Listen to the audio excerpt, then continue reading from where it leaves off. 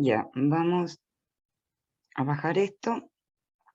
Ya sabemos que estamos trabajando con el OA1 y ya vimos, quedamos en nuestra lectura. Vimos, en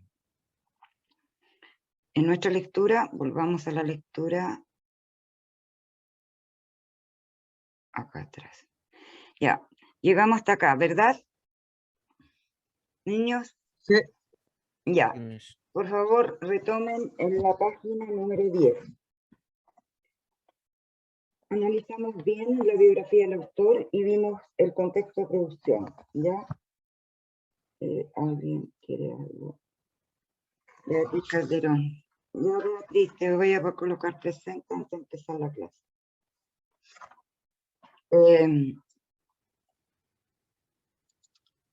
Ya, vamos a compartir para que podamos seguir leyendo.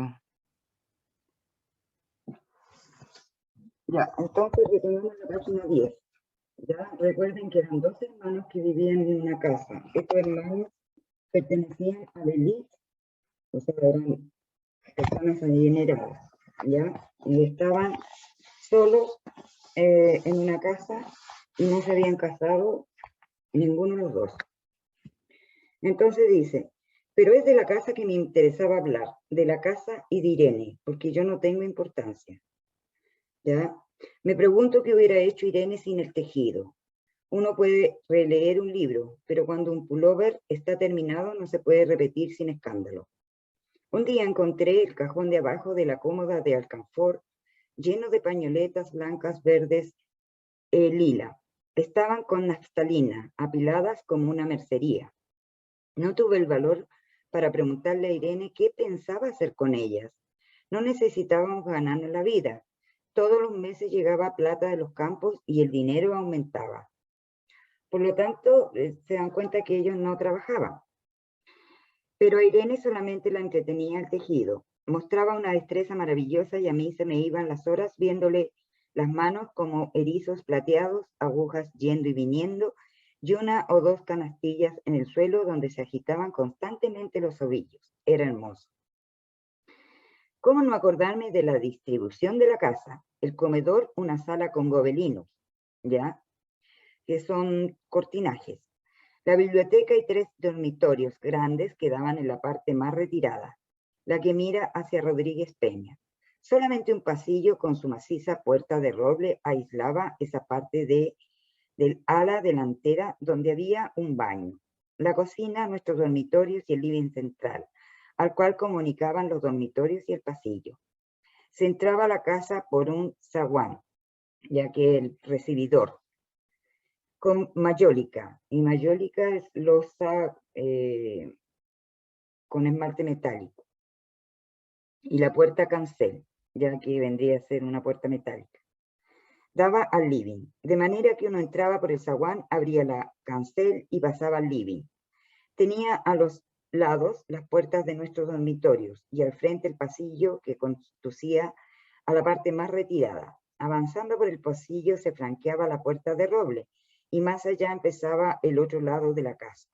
O bien se podía girar a la izquierda justamente antes de la puerta y seguir por un pasillo más estrecho que llevaba a la cocina y el baño. Cuando la puerta estaba abierta, advertía uno que la casa era muy grande. Si no, daba la impresión de un departamento de los que se edifican ahora, apenas para moverse. Irene y yo vivíamos siempre en esta parte de la casa. Casi nunca íbamos más allá de la puerta de roble, salvo para hacer la limpieza, pues es increíble cómo se junta tierra en los muebles. Buenos Aires era una ciudad limpia, pero eso lo debe a sus habitantes y no a otra cosa. Hay demasiada tierra en el aire. Apenas sopla una ráfaga, se palpa el polvo en los mármoles de las consolas y entre los rombos de las carpetas de macramé. Da trabajo sacarlo bien con plumero y vuela y se suspende en el aire. Un momento después se deposita de nuevo en los muebles y los pianos. Lo recordaré siempre con claridad porque fue simple y sin circunstancias inútiles. Irene estaba tejiendo en su dormitorio. Eran las 8 de la noche y de repente se me ocurrió poner al fuego la pavita del mate. Fui por el pasillo hasta enfrentar la entornada puerta de roble y daba la vuelta al codo que llevaba a la cocina cuando escuché algo en el comedor o en la biblioteca. El sonido venía impreciso y sordo, como un volcarse de la silla sobre la alfombra, o un ahogado susurro de conversación. También lo oí al mismo tiempo o un segundo después, en el fondo del pasillo, que traía desde aquellas piezas hasta la puerta. Me tiré contra la pared antes de que fuera demasiado tarde. La cerré de golpe apoyando el cuerpo. Felizmente la llave estaba puesta de nuestro lado y además corrí el gran cerrojo para más seguridad. Fui a la cocina, calenté la pavita y cuando estuve de vuelta con la bandeja del mate, le dije a Irene, tuve que cerrar la puerta del pasillo. Han tomado parte del fondo. ¿Qué pasó en la casa, niño? ¿Entró gente? Ya, es una hipótesis. Vayan pensando en su hipótesis. Dejó caer el tejido y me miró con sus graves ojos cansados. ¿Estás seguro? Asentí. Entonces, dijo, recogiendo las agujas, tendremos que vivir en este lado. Yo cebaba el mate con mucho cuidado, pero ella tardó un rato en reanudar su labor. Me acuerdo que me tejía un chaleco gris. A mí me gustaba ese chaleco. Los primeros días nos pareció penoso porque ambos habíamos dejado la parte tomada muchas cosas que queríamos. Mis libros de literatura francesa.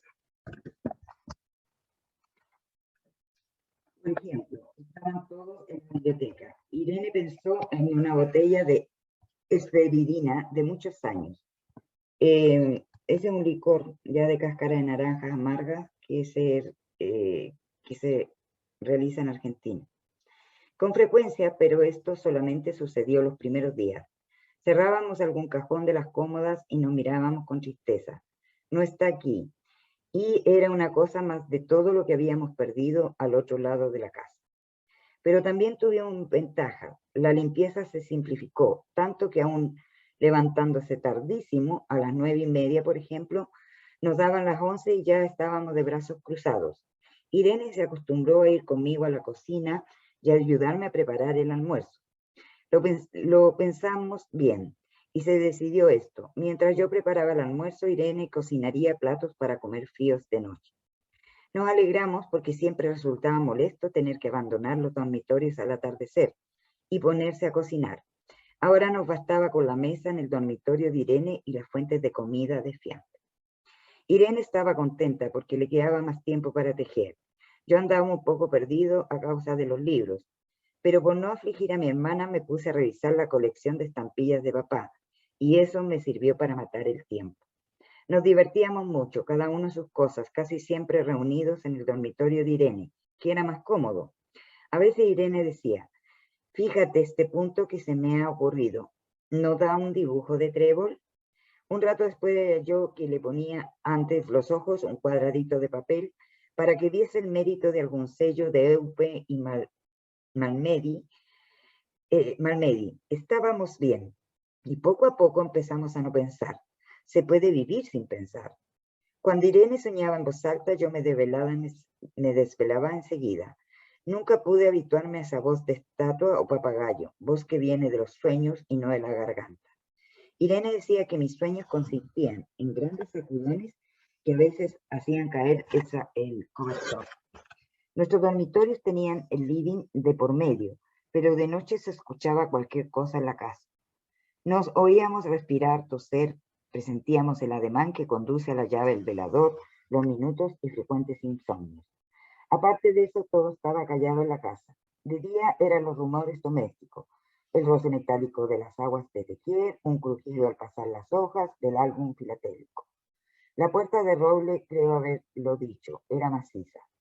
En la cocina y el baño que quedaban, tocando la parte tomada, nos poníamos a hablar en voz más alta, o Irene cantaba canciones de cuna. En una cocina hay demasiados ruidos de loza y vidrio para que otros sonidos irrumpan en ella. Muy pocas veces permitíamos allí el silencio, pero cuando tornábamos a los dormitorios y al living, entonces la casa se ponía callada, y a media luz. Hasta pisábamos despacio para no molestarlos. ¿A quién creen que no querían molestar? Como el A público, los se que podría estaban decir. también en la casa, ¿o no? Ya. Yo creo que era por eso que de noche, cuando Irene empezaba a soñar, en alta voz me desvelaba enseguida.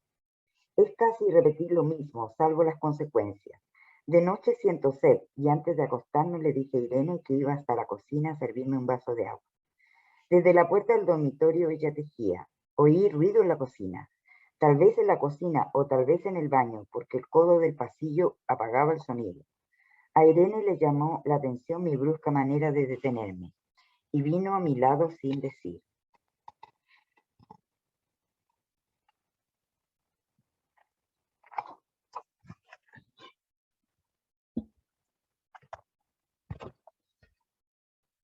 Palabra. Nos quedamos escuchando los ruidos, notando claramente que eran de este lado, de la puerta de roble, en la cocina y el baño, o en el pasillo mismo, donde empezaba el codo casi al lado nuestro. No nos miramos siquiera. Apreté el brazo de Irene y la hice correr conmigo hasta la puerta cancel, sin volvernos hacia atrás. Los ruidos se oían más fuertes, pero siempre sordos, a espaldas nuestras. Cerré de un golpe la cancel y nos quedamos en el zaguán. Ahora no se oía nada.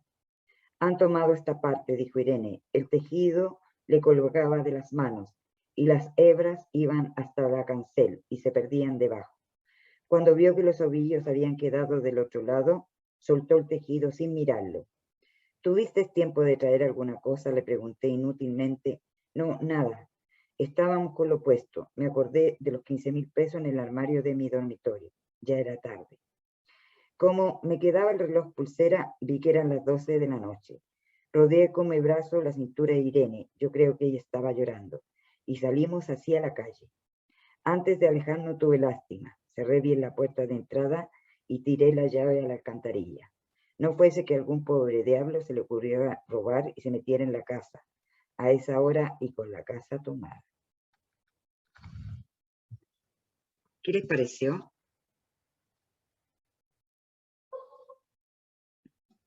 Jóvenes.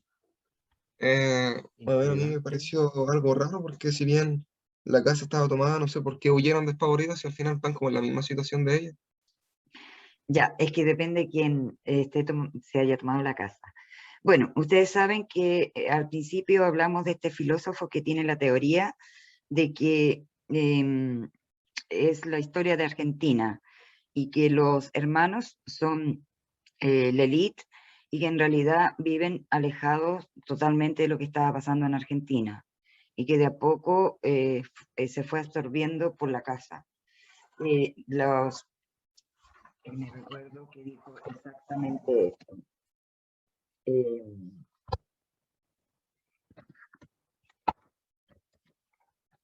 Lo puse al principio, ¿ya? Y en aquella época... A mí se escucha mal el audio. Se escucha muy bajo. Ya. ¿Ahí se escucha mejor? Sí, Miss. Es Sí. que no es bueno. Pero en realidad la hipótesis de este filósofo era que ellos eran la clase adinerada, ¿ya? Y que en realidad vivían en su mundo y que prácticamente no tenían idea de lo que pasaba en el exterior. Entonces, lo compara con la Argentina. Ustedes vieron los videos en donde vimos cómo vivía la élite, ¿ya? Y cómo vivían en la pobreza digamos, el pueblo, ¿ya? Pero esto no nos indica nada más, ¿ya? Así que ahora vamos, es lo único que dice, no dice exactamente quién se toma la casa. Uno podría presumir que finalmente fue derrotada la élite, si es que toma esta idea, ya pueden haber otras. Ahora, vamos a responder y después vamos a analizar las preguntas. Ya, Victoria, dígame. Miss, ¿a qué se refiere la parte que dice los ruidos se oían más fuertes pero siempre sordos? Bueno, esa es una estrategia del escritor, ¿ya? por ejemplo, lo que le puedo decir yo con respecto a los ruidos era que no es como si se hubieran tomado la casa, a ver, como le digo, así que llegaran de pronto, sacaran a todas las personas y que se tomaran la casa, sino que fue como un movimiento sordo, así callado, o sea, un ruido, a ver, un ruido, había ruido, pero no había ruido estridente, sino que un ruido, como dice ahí, sordo o un ruido callado. Es una antítesis que utiliza en este caso Julio Cortázar. Y lo otro, que recuerden que yo les dije que Julio Cortázar era el precursor del cuento fantástico. ¿Ya? Entonces, ¿cuáles son las características del cuento fantástico? Nosotros lo vimos en segundo, alcanzamos a ver eso. ¿Se recuerdan o no? ¿El de Julio Cortázar? No, el cuento fantástico. ¿Se acuerdan cuando vimos los tipos de mundo? El mundo mítico, el mundo de la leyenda, el mundo... Ya, sí. Ya, ahí vimos el mundo fantástico. Y en el mundo fantástico yo le expliqué lo de Cortázar, que Cortázar era el precursor del cuento fantástico y que el cuento fantástico no es como lo maravilloso. ¿Se acuerdan que lo maravilloso era con hadas, con princesas, con enanos, con elfos, etcétera? El cuento fantástico, porque ahí tuvimos que, muchos lo confundían, el cuento fantástico empieza en la realidad, así como tal como estamos sentados, podemos estar en una clase. Y en este cuento, ¿cómo empieza? Dos hermanos que viven en una casa, son adinerados, viven de las rentas y de repente empiezan a escuchar ruidos, ¿ya? Y ellos asumen inmediatamente y ya saben que se están tomando la casa. Pero lo extraño es, y lo fantástico ya, es porque ellos se quedan tranquilos o no, o van a denunciar a la policía, o no hacen nada de eso. Ellos asumen que se están tomando la casa. Y pareciera que ellos saben que se está tomando la casa. ¿Ya? Y van tomándose parte de la casa y ellos se van acorralando hasta finalmente salir. Entonces, eso es parte de la escritura de Julio Cortázar, ¿ya? Ahora, ¿cómo es descrita la casa? Haga un plano con sus características, está muy bien detallada, recuerde está el zaguán, el cancel, y hay una puerta que es simbólica, que es la puerta de roble. Ahora, ¿cuál es la historia de la casa? Rápidamente, para que podamos terminar, porque recuerden que nosotros no tenemos las horas que antes, así que tenemos que tratar de terminar esto. ¿Ya? Así que van respondiendo la pregunta y quien pueda decirla, la dice. ¿Ya? Vamos a dar unos minutos para que vayan trabajando.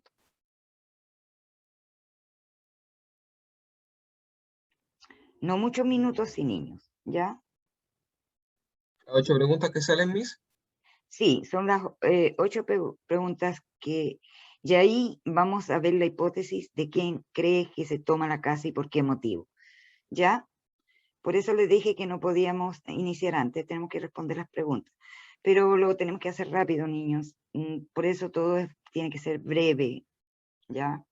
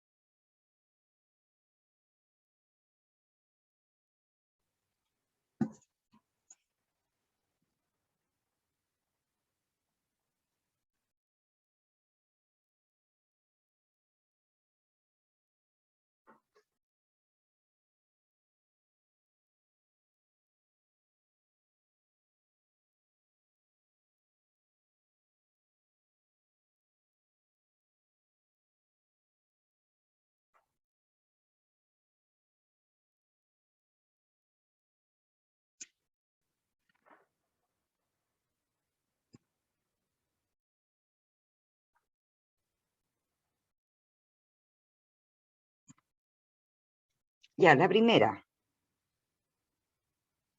¿Yo puedo? Ya. ¿Quién? Yo, Quijada, Matías Quijada. Ya, Matías. Matías. La primera dice. ¿Cómo es descrita la casa?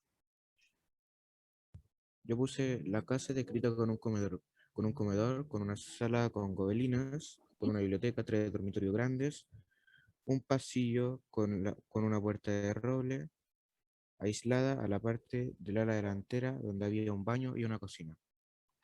Ya, pero, o sea, también tienen que colocar que, niños, también tienen que colocar que es muy grande, ya, es espaciosa, ¿verdad?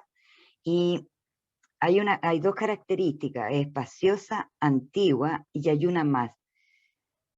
¿Cuál sería la otra? Y guardaba los recuerdos de los antepasados, Sí, de ese nuestros era lo abuelos, bueno. abuelos. Ya, guardaba los recuerdos de lo antepasado, Era pero de hay madera otra, también. sí, pero hay otra que, ¿qué pasaba? ¿Había mucho ruido o era una casa muy silenciosa? Era muy silenciosa. Bien, era muy silenciosa, muy bien. Ya, la segunda, unos minutitos y vamos, ¿ya?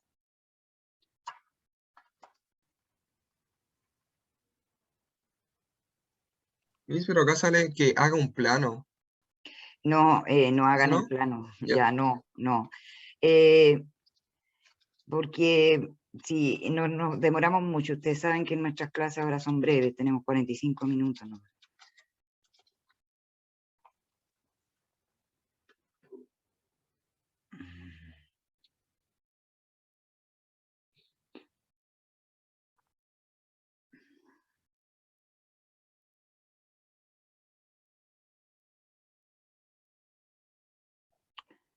Ya, ¿cuál es la historia de la casa? Brevemente, así, sintetizado.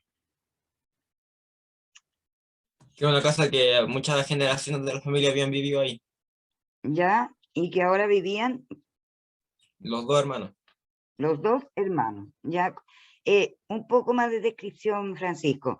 Estos dos hermanos eran jóvenes, eran niños, Cuarentones eran, si no me equivoco. ya. Eran mayores y además estaban casados o no, Estaban solos los dos. Sí, estaban casados. estaban solteros. Ya, eso es importante, ya que estos vivían o sea, la historia de la casa es que ahí vivían dos hermanos mayores, ya, que no estaban casados, eran solteros, y que tenían alguna preocupación. No, ¿Limpieza? No, ninguna, porque ellos vivían de las rentas de los campos y de los negocios que le habían dejado a sus padres, ¿ya? Entonces, no había nada que los preocupara. Se dedicaban a sus hobbies, ¿ya? ¿Y qué pasó después? Alguien, Llegaron los los usurpadores, ocupas, coloquémosle, los ocupas. ¿ya? O los ocupa. Ya, ahora, ¿cuál es la actividad principal del hermano? Que la tipa tejía y el hermano leía, parece, o veía estampillas. Ya, leía para pasar el tiempo, porque en realidad ellos son gente que tiene tierras, ya, y ellos, por lo tanto, se puede concluir que ellos pertenecen a una clase social acomodada, ya que no necesitan trabajar. Y además poseen esta casa antigua, espaciosa, cómoda, y llena de objetos de lujo, niños, porque ahí había roble y mármol. Ahora, ¿cuál es el tema del cuento? mostrar cómo iban ocupando poco a poco la casa. ¿Cómo? No, por favor, de nuevo, no me alcanza a escuchar. Mostrar cómo iban poco a poco tomando la casa. Sí, pero está incompleta. Puede ser la ocupación social de personas de clases diferentes, ¿ya? ¿Qué más hay ahí? ¿Qué temas hay? Ya, está ¿Está la pobreza en Argentina? No, pues al contrario, está En la Pero casa. los pobres llegaron a esas casas a ocuparlas. Sí, pero no exactamente. No podemos decir eso porque, a ver, José, se han dicho muchas teorías, pero en realidad es un cuento fantástico, ¿ya? Por lo tanto, no sabemos quién llegó.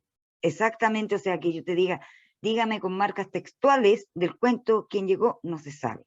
Se sabe que se está ocupando la casa, pero también hay otros temas. ¿Cuál tema? Ese uno, la ocupación de la casa. ¿Cuál es el otro? La Hay, reacción de los inquilinos a la ocupación de esta casa, de los bueno, yo hermanos. no, ya. ¿Qué pasa con eso? ¿Qué ¿Usted pasa? pregunta por el contexto, por el No, trasfondo? por los temas. Ah, ya. Dice, ahí está mal la pregunta, porque son varios temas. Ya dijimos primero uno, que es la ocupación de la casa. ¿Ya? ¿Qué otro tema vieron ustedes ahí? La La clase reacción de social. los hermanos. Soledad en la casa. Alejandro, dígame. Se vio como una soledad en la casa. Bien, muy bien. Se ve la soledad, ¿ya? La soledad. ¿Qué más se ve? Mire, tenemos dos, anótenla, la soledad y la ocupación de la casa. Hay otras cosas que se ¿El ven. ¿Qué más? aburrimiento que hay? Traduce, ¿tú crees que había aburrimiento? Sí, pues porque Ah, tenían que tomar con sus hobbies para que no se aburriesen. Porque la casa era muy silenciosa, grande y espaciosa. Y no había casi sí, nada que hacer. pero en realidad es más profundo que eso. Ahora, háganse, piensen un poquito más. Poquito más. En todo el cuento, ¿qué vieron? Soledad, Ya lo dijo Alejandro, soledad. La rutina que tenían ellos de su vida, que hacían siempre lo mismo. Y era muy Ya, pacífica también. era no, rutinaria. Ahora, ¿por qué crees que era pacífica? Porque no no tenían tenían nada que hacer. problemas con nadie y eran de la Eh, eh, clase Jos- alta. Y porque tenían José, dinero y no, en una buena no, casa. no. De que se Piensa, aislaron del mundo. pero ¿por qué se aislaron del mundo? Por ahí va, eran muy pacíficos, se aislaron del mundo. Estaban aburridos de la gente. ¿Tú crees que están aburridos de la gente? Es que Mira, claro, porque al primero, después de que llegaron muchos ocupas, se fueron inmediatamente de la casa. ya, pero más profundo que eso. Mira, fíjate que ellos dos no se casaron. Ya, se los voy a decir porque tienen que... Ya, un tema dijimos que era Están la solteros. soledad, la ocupación, pero lo mayor que había ahí era un temor. ¿Y cómo se traduce este temor? Era temor a lo desconocido. Ellos nunca se arriesgaron a nada, no se arriesgaron a casarse, ni a salir de la casa, con todo ese dinero pudieron haber viajado, haber hecho muchas cosas, pero había cierto temor, ¿ya? Había temor a salir de la zona de confort que tenían, ¿ya? Ahí lo tenían todo, pero en sí no tenían vida. Por eso yo le dije a José, cuando dijo rutinario, y alguien más dijo pacífico, o sea, no se atrevieron a nada porque no querían salir de su espacio de confort. No tenían que trabajar, lo tenían todo, pero no experimentaron nada, ni siquiera Victoria. En una Entonces lo parte, que invadía la casa era la soledad. No Así sé, fue. no se adelante, Diego, no se adelante. Victoria, levantó la mano, dígame. una parte donde dicen de que que nunca se casaron y eso, dice que la hermana rechazó a dos pretendientes sin motivo alguno y que a él se le murió una niña antes de casarse. Claro, o sea, ellos nunca quisieron experimentar, o sea, vivir, ¿ya? Ellos prefirieron encerrarse, ¿ya? Así que tienen que colocar que es temor, que es soledad, la ocupación de la ocupación, ¿ya? Y además, como eran clase alta, vivían como en su burbuja. Por eso a lo mejor no querían salir. Muy bien, ese es el último, muy bien. Tenían temor a lo desconocido y tenían miedo de salir de lo tradicional para, digamos, para dar paso a algo nuevo. Ya ellos vivían en esa burbuja económica espléndida y de ahí no hicieron nada con sus vidas y siguieron el mismo patrón, ¿ya? Todos lo entendieron ahora, Sí, Miss. ya, entre todos lo pudimos ver. Ahora vamos a quién crees que se toma la casa y por qué motivo.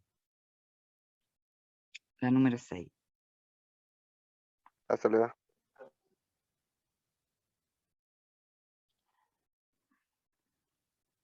Ya,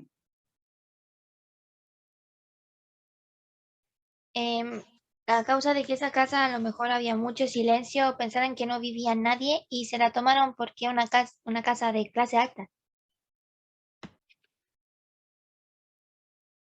ya.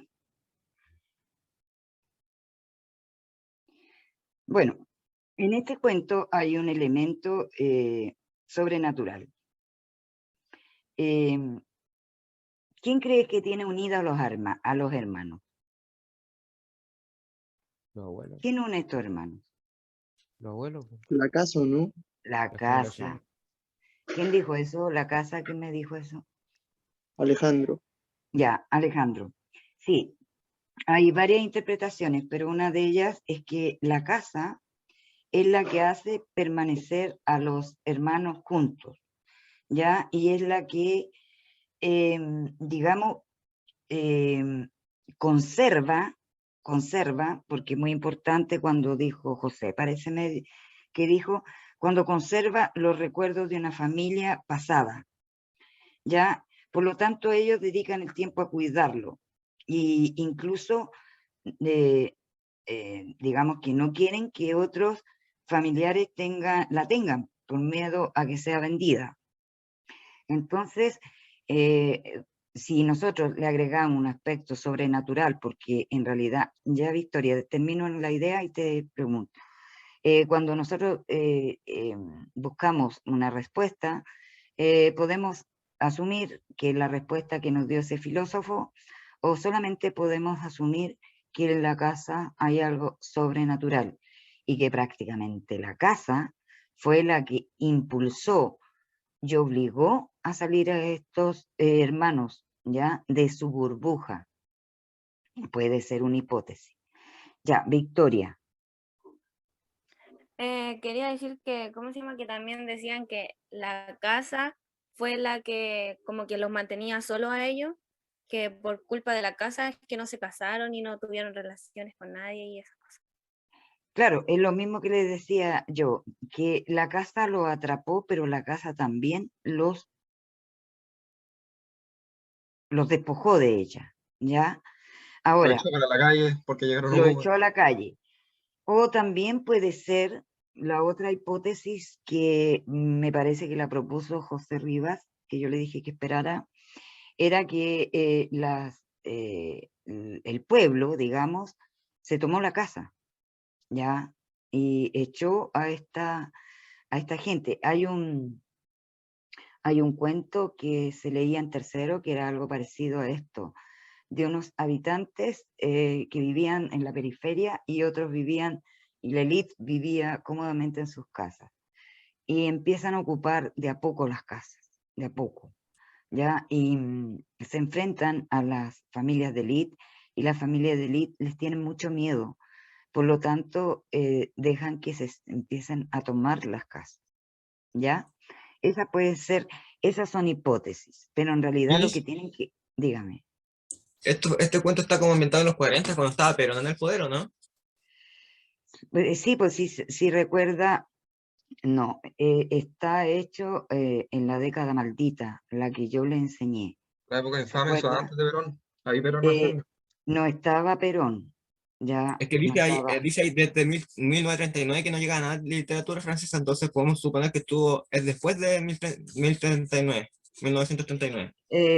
Sí, mire, acá, espéreme, voy a volver acá. Acá. dónde lo había colocado?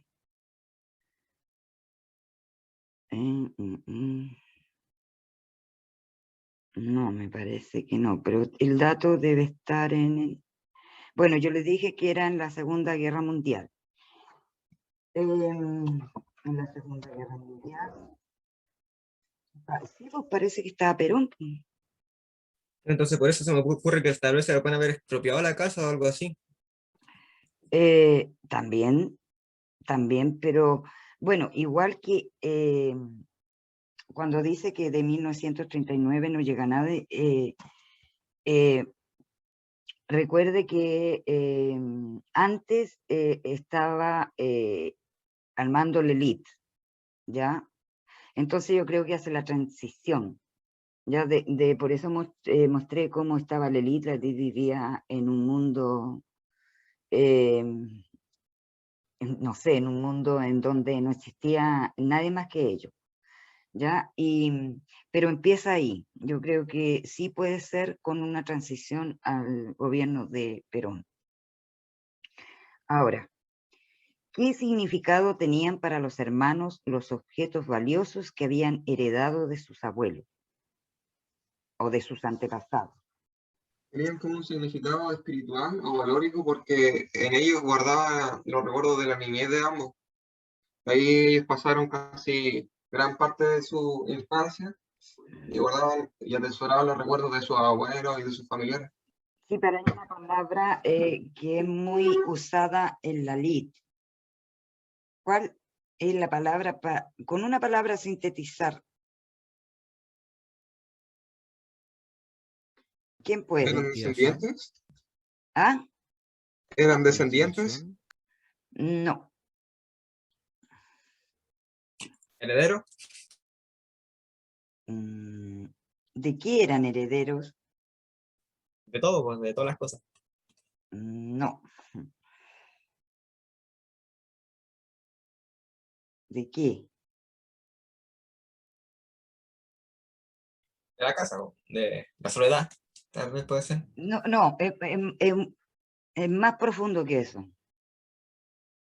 Herederos de lo que tenían su abuelo, de todo, pero es que no sé la palabra específica. Ya. Por ejemplo, la élite, lo que ¿Cómo que a más ellos les puede... pertenecía eso? ¿Ah? ¿Les Ya, pertenecía eso? bueno, obviamente les pertenecían, eran adinerados, pero lo más importante que ellos eran los depositarios de una tradición, ¿ya? De una tradición, de un modo de vivir. Entonces, el valor de la tradición es muy importante, ¿ya? Es muy importante para las élites, porque la tradición engloba todo lo que ustedes dijeron, por ejemplo, nuestros antepasados, costumbres, los temas, hasta el modo de decoración de las casas, el lujo, todo eso es parte de la tradición. La tradición en este contexto es eso, es parte de todo lo que significa ser de la élite, ¿ya? Ahora, ¿cómo se representan los roles de géneros dentro del cuento? Por favor, ahora yo voy a decir quién me va a contestar, así que le doy unos minutos para que me contesten. Porque...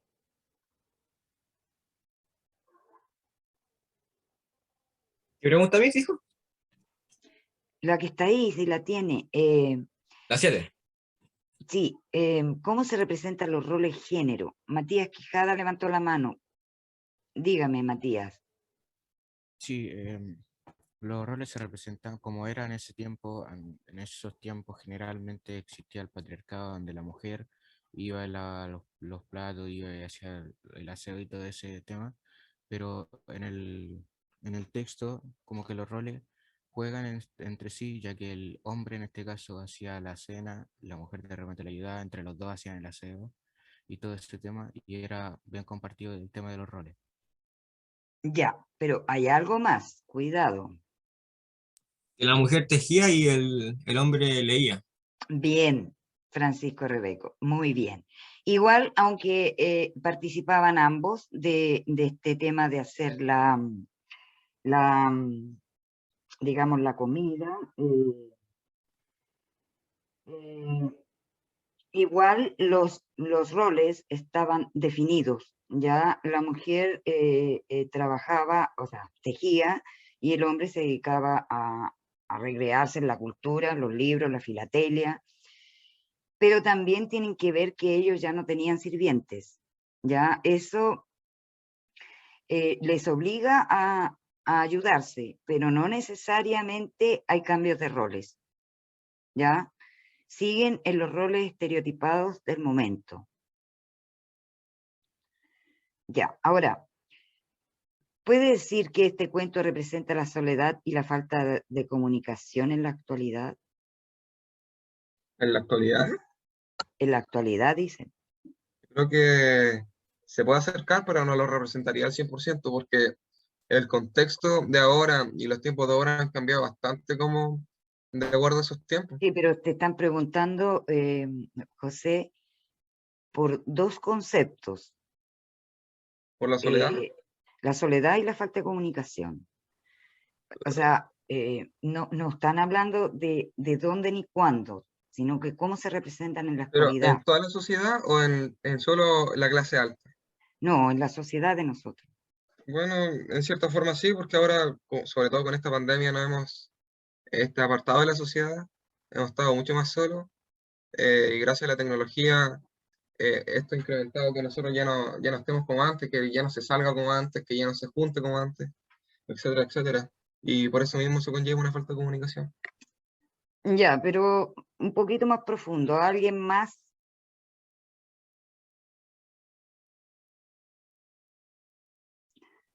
Que ahora Castillo, ya los espérenme. hijos no le cuenten nada a los papás, por lo mismo, por la Espere, falta de comunicación. ya, sí podría ser. Diego Castillo. Diego, Sí, es que tenía el micrófono. ya, pero la soledad y la falta de comunicación en la actualidad. Una respuesta así que me sorprenda.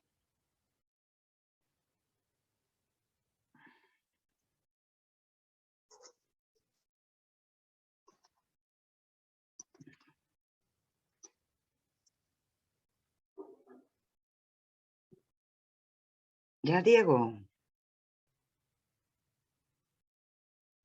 Eh, eh, podría ser que ahora todos pasan en el celular y no salen a, a socializar con la gente. Ya, olvidé. Bien, no vamos a olvidar de la pandemia. Hablemos como si no estuviéramos en pandemia. ¿Eso sucede cuando no hay pandemia? Sí, que la gente se aísla en el celular y es una actividad monótona. Ya. Igual que en el ¿Y texto. Diego? ¿Qué cosa, Miss? Que no Lo se mismo. escucha bien por el internet. Ya. Entonces, Alejandro Valenzuela, dígame usted, ¿qué piensa de la soledad y la falta de comunicación en la actualidad? Alejandro, Todavía estoy organizando mis ideas, ya, pero estamos en online, así que vamos a tener que organizar más rápido, aunque sea una, dígamela.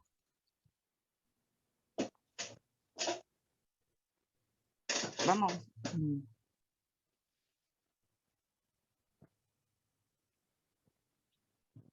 Niños, tienen que participar todos, siempre son los mismos. Francisca Gatica, ¿Podría ser la clase social? Matías, ya participaste, lo siento. Que necesito escuchar a los demás porque siempre dicen no entendí. Francisca Gatica, ¿qué piensas de la soledad y la falta de comunicación? Y después nos cortan. ¿Por qué? Porque ustedes se demoran. O sea, no todos, ¿ya? Francisca, Sí, yo creo que sigue existiendo sí, la falta de comunicación y la soledad, solo que siento que ahora hay más un estigma, por ejemplo, con la salud mental, que quizás, no sé en realidad, quizás esta gente como ellos estaban solos en la casa y solo se tenían uno al otro, quizás podrían haber tenido algo, no sé, depresión, y si eso sigue existiendo hoy en día. No se escucha. Ah, sorry. Ya, bueno, como nos pilla la hora y esto en realidad lo debiéramos discutir, voy a dejar de compartir. Acá se me quedó una mano, pero sea sobre el egoísmo que está aumentando. Mira, Maru, muy bien. Bueno, yo voy directamente a lo que dijo Amaru, que el tema es que nosotros cada vez somos más individualistas, aunque vivamos en familia. Ya, una cosa es vivir en familia y cómo vivimos dentro de esa familia.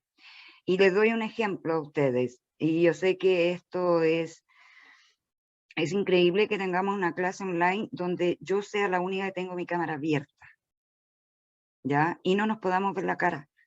¿Y por qué no nos podemos ver la cara? Porque más allá a ustedes no les interesa el tema de vernos, de mirarnos, de yo más o menos poder tener una conversación cara a cara, ¿ya? No en el mal sentido. Yo sé que algunos sí tienen problemas de conexión, otros no, ¿ya? Otros no la tienen. Pero ustedes cada día se individualizan más. Y le podría dar miles de ejemplos. El celular yo creo que es uno, pero es la cantidad que se ha visto en Chile, por ejemplo, de ancianos abandonados por sus propios hijos, o que los mandan a un lugar y de ahí no los van a ver más. Es increíble la cantidad de personas que ni siquiera conocen al que vive al lado. Ya es increíble en la forma en que la gente se trata ahora de descalificar sin bases a cualquiera, lo descalifican. Entonces hay una serie de señales, de marcas, que estamos viendo cada día, es de imponerse por sobre el otro, es de no tener argumentos, por eso es tan importante la argumentación, porque es buscar la forma de descalificar al otro y no atender realmente a los argumentos, ¿ya? Así que bueno, niños, se terminó la clase. Si alguien me quiere hacer una pregunta, no le vamos a buscar más, y es porque ustedes, yo les voy a traer la otra semana el cuento fantástico y lo vamos a trabajar un poquito. Va a ser poquito, sí, porque nuestro libro es largo y vamos a tener que buscar de cada unidad algo que ver. Ya tenemos que ver novela gráfica también. Pero a lo que me refiero es que el cuento es así, es fantástico, y en realidad lo que nos busca Cortázar es hacer que reflexionemos, es crearnos un murmullo, sorprendernos, ¿ya? Sorprendernos, y no de esa manera tan fácil como lo hacían, como lo hace ese mundo maravilloso que nos muestra esos elfos, porque definitivamente sabemos que no es verdad.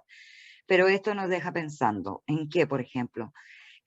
Nos dejó pensando en cómo vivía Argentina, ya, cómo vivían las clases elitistas, y qué podría haber pasado con la Argentina, a la Argentina que es ahora. También nos podemos hacer esas preguntas si alguien reflexiona profundamente. ¿Por qué dos hermanos se quedan solos solamente para llevar la tradición y seguir perteneciendo a una élite? O sea, ¿se deberá sacrificar tanto en nombre de un apellido? Bueno, hay muchas cosas que nos hacen pensar, porque igual, ¿cómo lo podríamos asociar con nuestro país? Porque la realidad es que nosotros trabajemos para aplicarlo en nuestra vida diaria. Por 2 décimas, y por favor, en lo último, antes que se vayan, por 2 décimas, ¿cómo lo asociamos a nuestro país? Levante la mano, por favor, sí. Matías Quijada. ¿El margen social que existe en Chile? Algo ¿Cómo era más la profundo. pregunta? ¿Qué actualmente no, vemos en dónde se refleja esto? Ya, José Rivas La y clase después alta, Francisco. con lo llamado, bueno, no sé si se llama denostativo, pues lo explico. Cuando No, mantienen pero el apellido, la importancia del apellido, descontarse con su mismo entorno, algo así. relaciónelo con algo actual, un hecho actual. Francisco. Y muchas veces gente de plata no hace cosas que le gustan porque es como que no pertenece a tu clase. No, Francisco, relaciónenlo con un hecho actual. ¿Con mantener el rodeo? No. ¿Casarse entre primos, quizás? ¿Cuál? ¿Casarse entre primos? que lo hacen así como en la clase alta. Pero no le entendí lo al principio. Despacito, Rebeca, porque yo no tengo buen retorno. Casarse entre primos, que es como una tradición entre la Sí, clase alta. pero eso... No, hubo algo muy actual en donde se vio que la élite está muy desconectada del pueblo. ¿El A la tema del una- estallido ¿La social? AFP? No, ¿El estallido social? ya, muy bien, que ganó las 2 décimas. Una de esas es el estallido social. El estallido social fue como que Chile está ocupando la casa, ¿o no? Perdón, ¿qué dijo? Rebeco. Es como que si Chile estuviera tomándose la casa. Ah, sí, pues, dejando a los cuidos como de lado. Bueno, la clase alta. Muy bien. Y el otro que se los voy a decir es que se comentó bastante y se habló de la separación de la élite, fue la votación de Vitacura y esas o sea, ese grupito de comunas que como que parece que donde viven o una mayor cantidad de gente adinerada, en donde se dijo mucho eso de que prácticamente eran esas 2 comunas que dominaban o ejercían el gobierno en Chile. Pero muy bien el de Francisco, el estallido social se parece mucho, si vemos desde el cuidado, si no pongan palabras que yo no he dicho, si vemos desde la teoría del filósofo argentino, que el pueblo se toma, digamos, se toma esta casa, ¿ya? Es una forma de ver. Y acá pasó algo parecido. El estallido fue como que invadiéramos nuestra casa, que en nuestro país. Es una metáfora, por favor. ¿Ya? Muy bien, Francisco, se ganó 2 décimas. Ya, niños, sin más que decir, me despido. Si hay alguna otra consulta, José todavía tiene la mano levantada, dígame. Porque nos van a cortar y de Es que repente... la dejé levantada, disculpe. Ya. Muchas gracias. ¿Hay alguna consulta? Espero que todos hayan entendido. Pero sí doy gracias a la niña Fuensalida, que está participando más, porque siempre no es que no me molesta, al contrario, me gustaría tener más alumnos así. Francisco, Quijada, Amaru, también José, siempre están ahí. Y el resto no sé qué pasa con ellos, o sea, voy ciega y además con cámara apagada, más ciega todavía. ¿Ya? Así que, bueno, sin más que decirle, la próxima clase traemos un poquito, pequeñito, porque tenemos que pasar a nuestra segunda lectura, pero tengan todos sus textos al día y recuerden que no lo tiene, lo puede bajar a través de internet. Ya, niños, que tengan un buen día. Chao, mis. Chao, mis. Chao, mis.